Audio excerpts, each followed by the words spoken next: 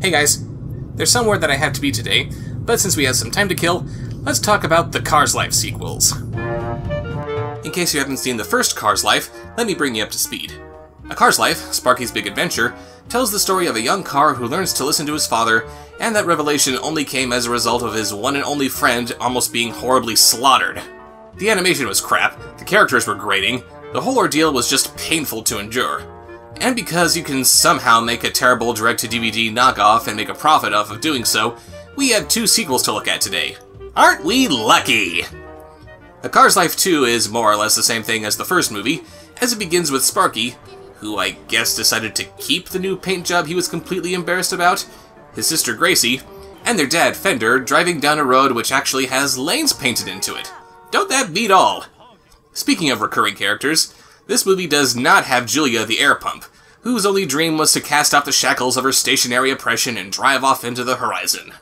I like to think that she's not in this movie because she figured out how to make her dreams come true. So long, Julia. We'll miss you. That was fun! Oh, wasn't it? Let's do it again tomorrow.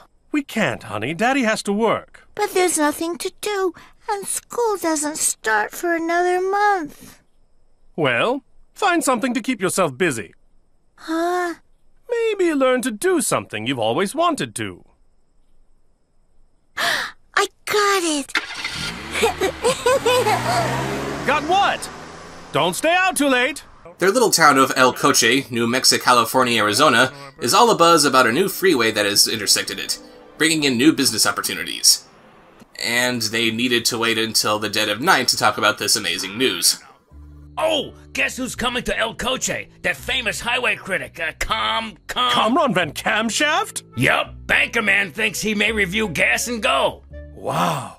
If he wrote something nice, it could really help business. Their town is being visited by a highway critic? How exactly do you critique a highway? Actually, I can see there being a highway critic.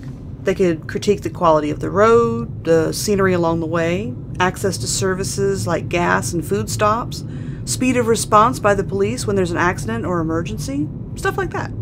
How did you get into my car? Baby, you can't do anything without me. Oh, and one more thing. Yes? You didn't make a complete stop at that last stop sign. Yes, dear. Thank you, dear. Hi, Norbert. Fill her up? Going somewhere, Speedy? Just out Route 9 to see the billboard for that new Lance Hot Rod movie. Hot Rod Heaven 2? It looks good. It's also worth pointing out that on top of Norbert's voice changing into something more akin to Danny DeVito for some reason, the CGI has greatly improved since the last time you saw these characters. This almost looks like this could pass for TV quality. That's right. I just complimented a Sparkplug Entertainment movie. I know, I can hardly believe it myself. By the way, the refreshingly less annoying Speedy apparently met some other car named Dash completely off-screen, and he never shows up in this movie. The reason for that is because the movie instead wants to introduce us to Sparky's cousin from the city, New Gasket.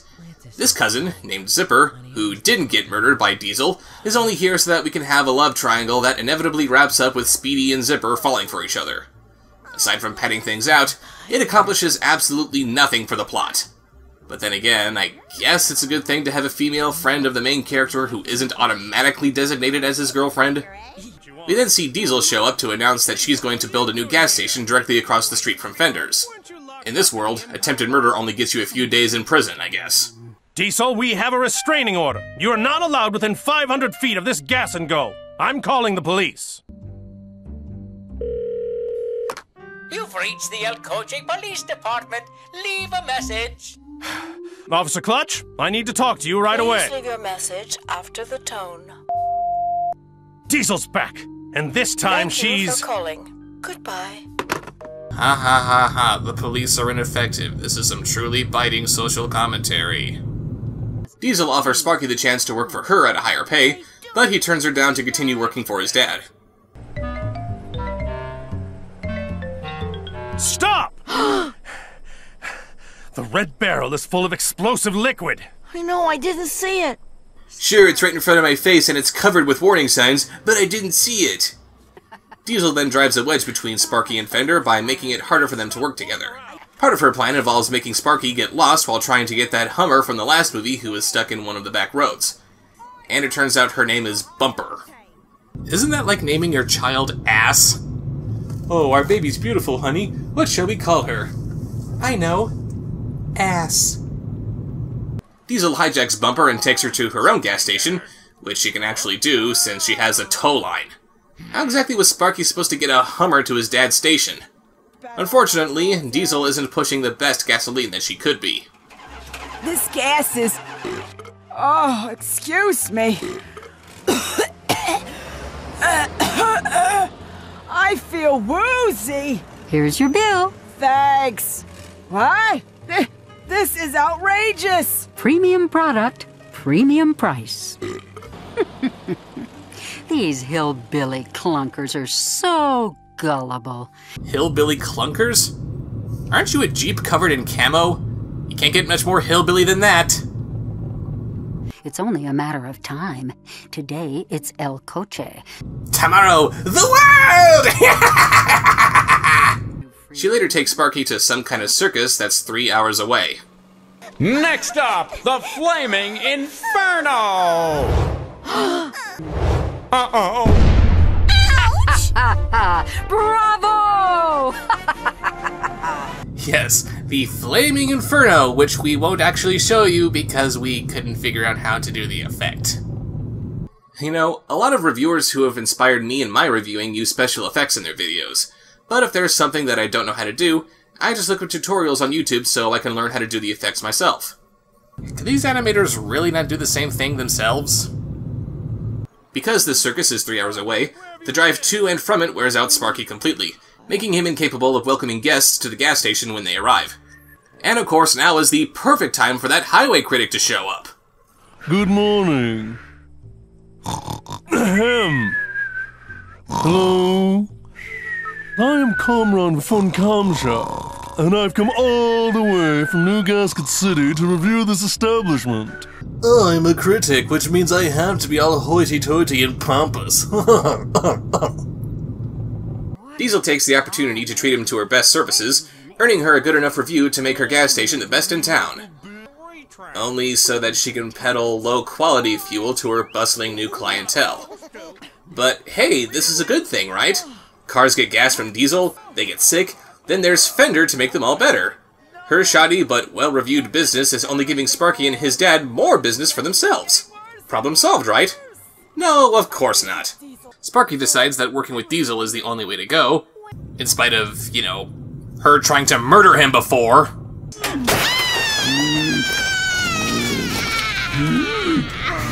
But he has to go to Autoswag like he did in the first movie to get himself a new snazzy paint job.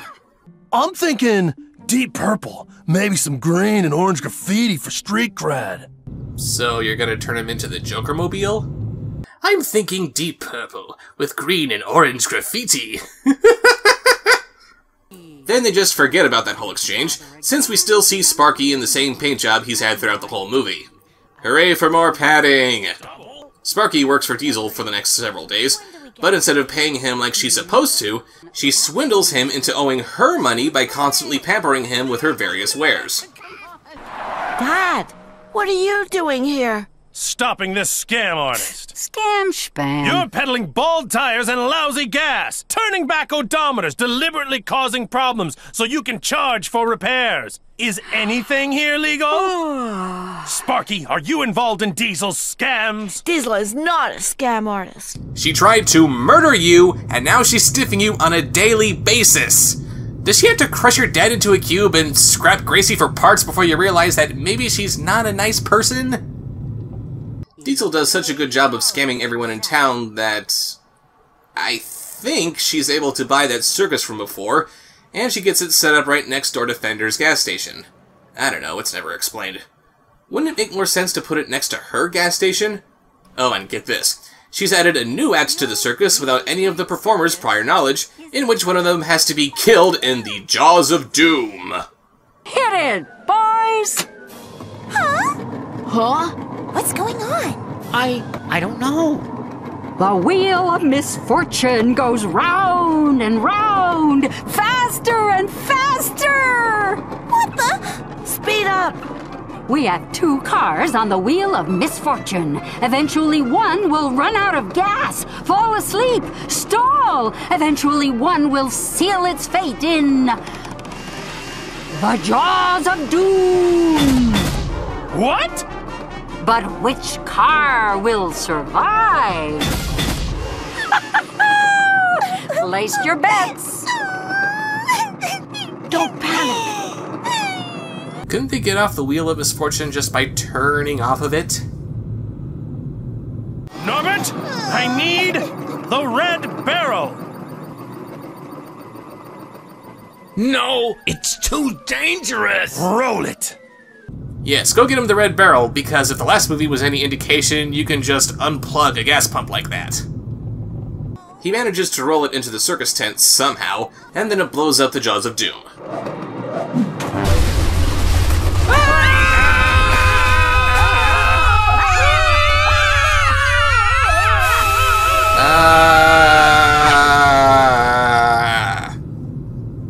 The only cop in town shows up to arrest Diesel after she goes on a rampage and starts to tear down Fender's gas station. Diesel, you're under arrest. Why? For trying to destroy my gas station? For poisoning my gas? Nope. For trying to kill me? No, Diesel is under arrest for driving with an expired registration. Oh, that's ironic, but it's not dramatic. Now the movie's commenting on itself. Is the movie becoming self-aware, or did Deadpool take over the screenplay? And so this movie comes to a happy end with Sparky going back to work for his dad. Norbert is now with that gas pump who was working for Diesel, because I guess him being all alone was a subplot that got absolutely no development. And we get to see what Gracie was learning off-screen all this time.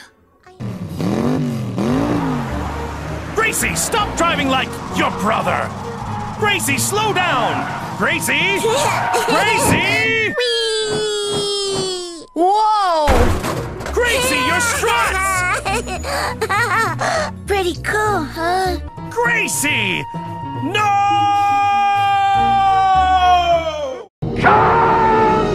A Cars Life 3, The Royal Heist, begins with the one and only bank in the entire town being converted into a cafe. And its owner can't decide if he's Appalachian or Swedish. Golly gee, I'm super duper busy. Tomorrow's the big day.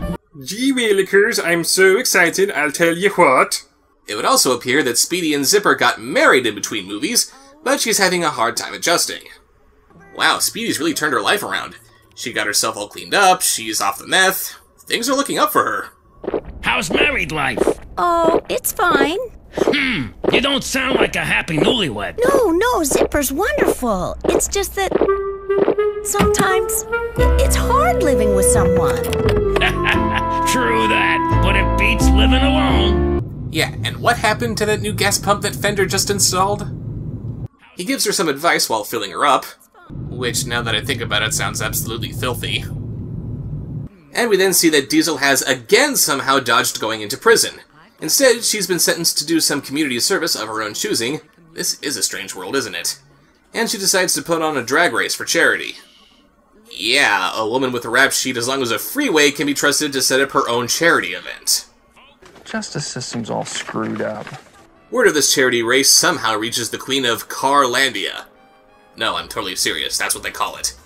She's on holiday, but according to her footman Struts, she needs some help figuring out what to see while she's in this little armpit of nowhere, USA. So naturally, he hires this little kid who hates his town to help him organize it. From here until the royal heist mentioned in the title, in which the queen finds her crown jewels have been stolen, we see every character in town reveal a little bit about themselves that would label them as a suspect of the crime. We all know of Diesel's criminal history, of course, and her insistence that the queen stay at her gas station instead of the cafe like Struts originally planned is a little suspicious. Fender outright hates Carlandians because... I don't know, he still has a grudge against them because of the Revolutionary War? This old guy named Walter... Dumbass. ...is a hoarder who isn't shy about taking anything he finds that hits the ground. Bumper and her sister are bling enthusiasts, so of course they'll go after anything shiny. And for some reason Bumper doesn't sound like Joan Rivers anymore. I'm not paying for high octane, so don't even start! Sister, what's on your hood? My new hood ornament. Like it? I designed it myself. Ah. Speedy and Zipper... well, okay, they aren't suspects. They don't have anything to do with this story. The movie just keeps cutting back to them so we can see them struggle with their new cohabitation. Zipper, wake up. Huh? I can't take it anymore. Take what? Stop wasting electricity. Stop leaving junk around. Stop ignoring the mechanic's advice. Why are you suddenly so angry? I'm not suddenly angry. It's been driving me nuts for weeks. Why didn't you say something? Because Norbert suggested I keep quiet. Why? Communication is key in any relationship. Really? That's what this was all building up to? We kept cutting back to these two countless times just so that the movie could play marriage counselor to an audience of probably 5-year-old children? Thanks for the monumental waste of time, movie. Back to the plot, Struts goes on a witch hunt to solve the case as quickly as possible, accusing anyone and everyone of committing the crime. However, Sparky is somehow smart enough to refute all these claims and save them all from being wrongfully accused. I guess I really shouldn't complain since this movie is teaching its child audience that they should be more aware of their surroundings, but... Sparky is the one coming to their defense? He's not exactly the fastest car in the lot. And for some reason the courthouse in this town looks like it was ripped right out of the Flintstones. While all this is going on, the Queen isn't letting any of this get her down. She even manages to befriend Fender, who learns how to get over his anti-Carlandia prejudice after finding out that the Queen isn't so bad. Your Majesty, want to try a desert wax? That sounds enchanting. Wow. This movie is giving us a lot of good things to talk about. Come on, movie, couldn't you give us something dumb to point out here? Struttily struts! Clutchety clutch! Of course! It's so good to see you again. Indeed it is. How long's it been? At least 10 years. How do you guys know each other? We were in security training together for a few weeks in New Gasket. Of course, we both had a lot fewer miles on us back then. Ah, there we go. You guys both trained at New Gasket? The American city from a few counties over from which Zipper came? You know, just because it was mentioned in an earlier movie, that doesn't mean you had to constantly refer back to it, Rabbit Poo Mountain. Yes, it would appear that Struts trained to be some kind of royal guard or something, which you can train for in America, of all places. And he figures the quicker he can solve the case, the quicker he'd be back at his old job. But then Sparky deduces who was really behind the theft the whole time. Struts? Me? I have questions. For whom? For you. Huh? Why did you hire me knowing I was ticketed for speeding, running a few red lights, and failing my pollution test? Well, everyone deserves a second chance. Perhaps. Or maybe you hired me so you could set me up when the jewels were stolen. How could I have known? I need to make an arrest, you said. I need a conviction, you said. But you never said we need to catch the thief. And when that didn't work, you tried to frame Walter. And when that didn't work, you tried to frame my father. Fascinating theories, but you have no proof. Really?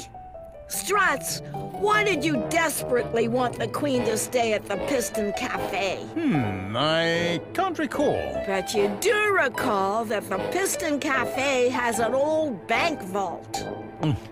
Perhaps. A vault you know the combination to.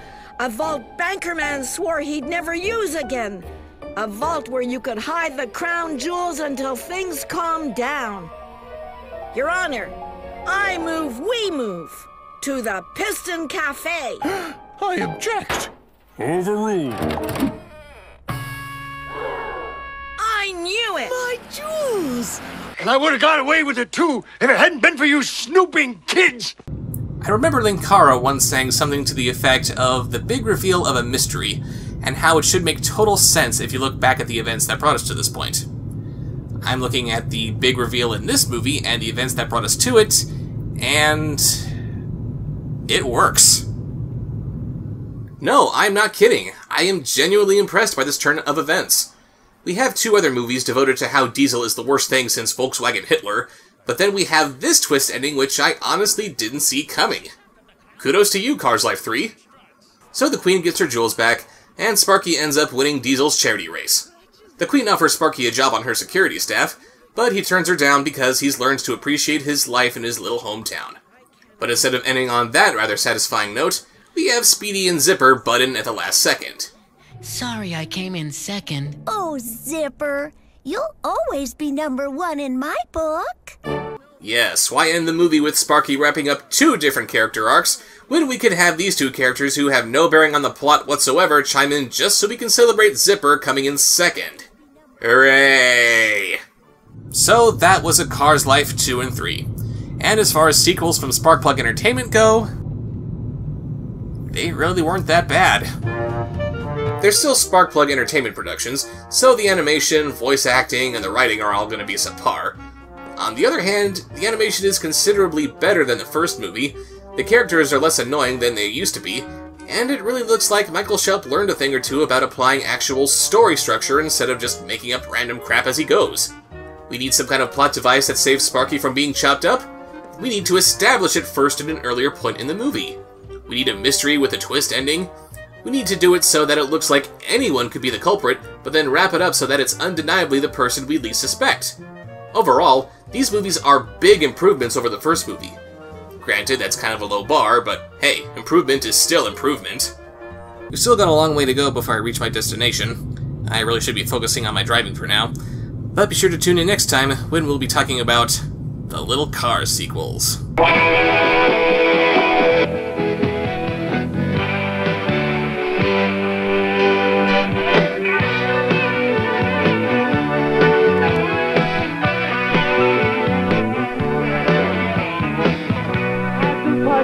For just 5 minutes, I had to go inside to use the phone. When I came back again, my car was gone. Well, I didn't know it was a loading zone. What a bummer, I was so brought down. I had to chase that tow truck all over town, yelling, stop dragging my car around.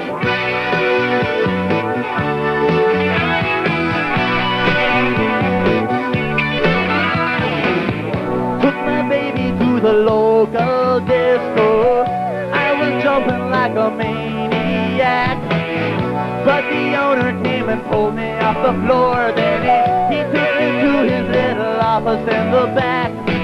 He said, I really like your snaggletooth necklace, your pants are groovy and your hair's okay, but man, that car of yours is so uncool. Like, well, I'm sorry, but we towed it away. Stop dragging my car around.